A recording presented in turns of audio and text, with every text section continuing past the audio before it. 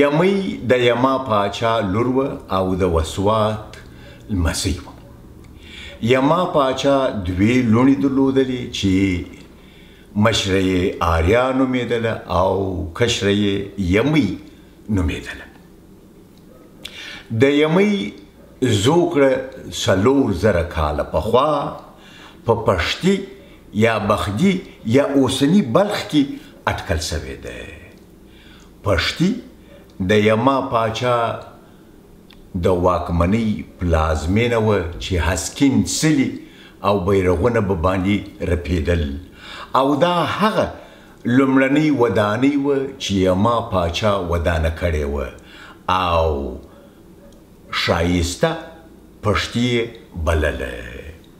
په ویدي سروتونو کښې یما د آریایانو لومړنی پلار یاد سوی دی چې د پرداتیانو ستر پاچا و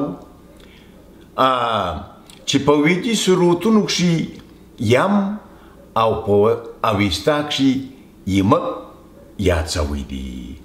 نو همدارنګه په ویدي سروتونو کښې یمۍ د آریایانو لومړنۍ مور یاده سوې ده.